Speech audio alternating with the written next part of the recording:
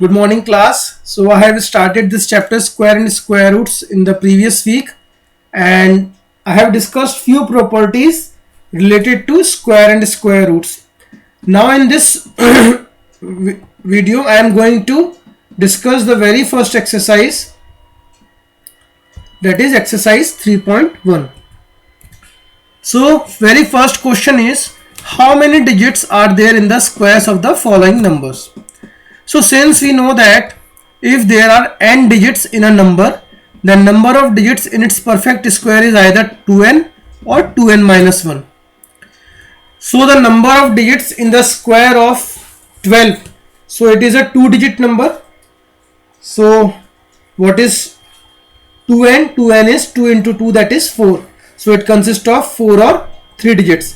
So all the 2-digit numbers which are written here, it consists of 4 or 3 digits in the square of the number. Now if I take 125, so it is a 3-digit number. So twice of 3 is 6 and 1 less than 6 is 5. So its square consists of 6 or 5 digits.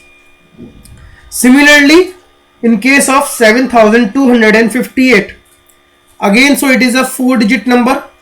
So twice of 4 is 8 and 1 less than 8 is 7. So its square consists of 7 or 8 digits. So in this manner, just by looking at the numbers, you can easily judge the square of this number consists of how many digits, by doubling that number of digits and by subtracting 1 from that answer.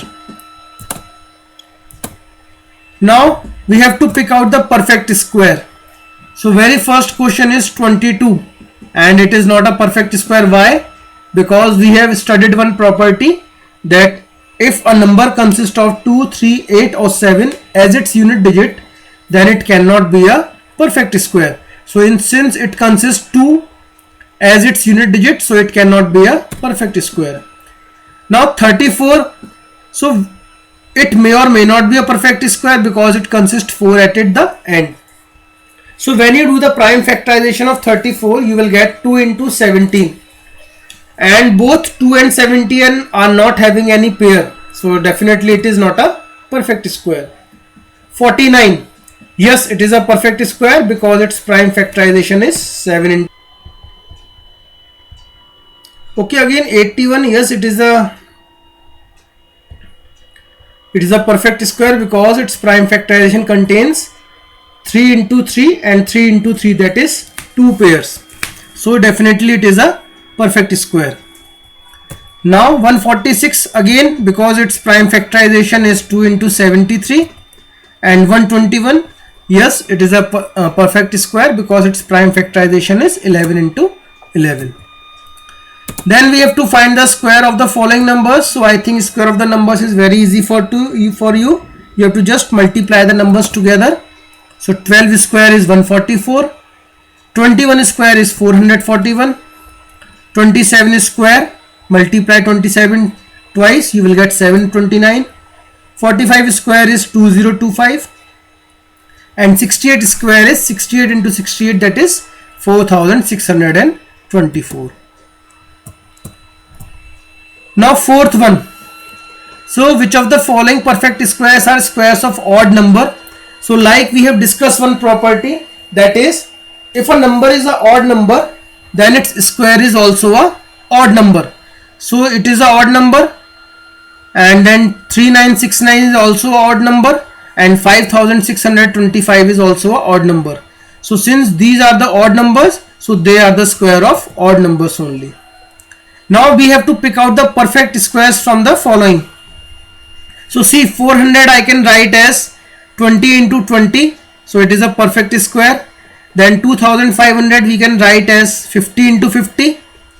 Then 16,900 we can write as 130 into 130, and 57,60,000 we can write as 2400 into 2400.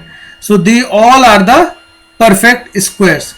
And one more reason behind this is because they contains even number of zeros also. So after doing the prime factorization, we can also judge whether they can be a perfect square or not.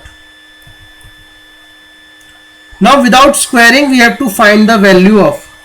So like we have studied one property, that is difference of square of consecutive numbers is actually the sum of the numbers. So 27 and 26 are the consecutive numbers, consecutive natural numbers, so their difference of square is addition of 27 plus 26. Similarly 88 and 89 are the consecutive natural numbers, so what is the difference of their square? Addition of these two numbers, that is 177.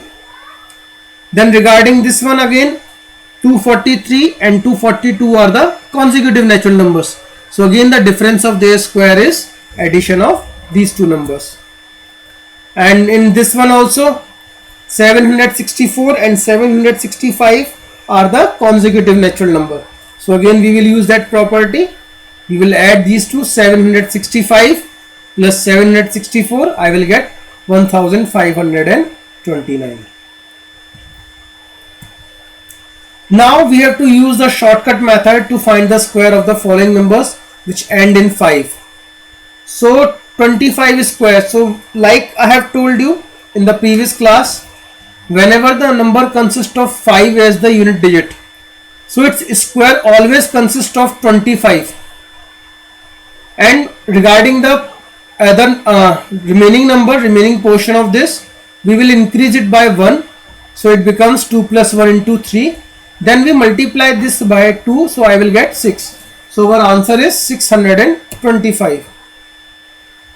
Then in 55 square again, 25 will straight away come here, and then we increase 5 by 1, so it becomes 6. So 6 into 5 is 30. So our answer is 3025. Similarly for 85 square, increase 8 by 1, it becomes 9, and then multiply 9 by 8, you will get 72. So our answer is 7225.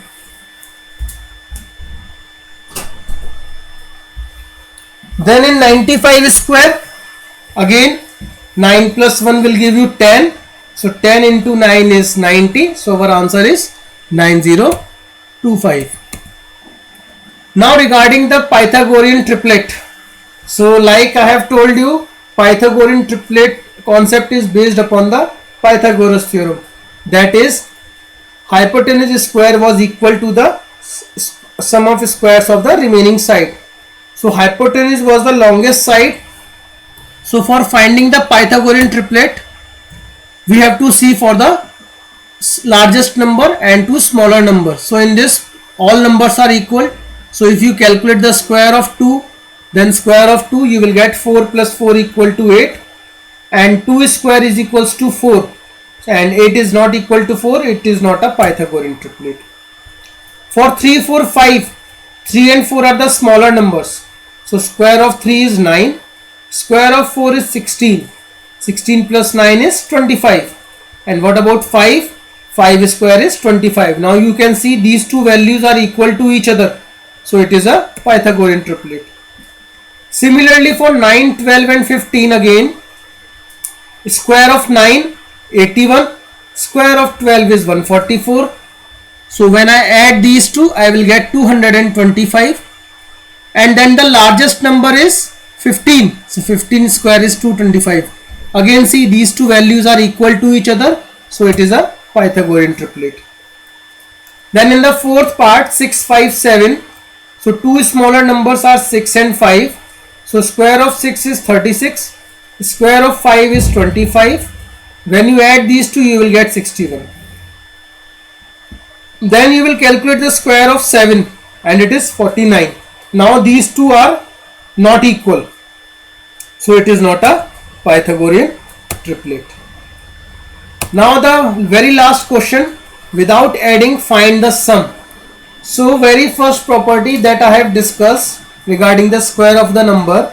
So square of the number is actually, it is sum of consecutive odd numbers starting from 1.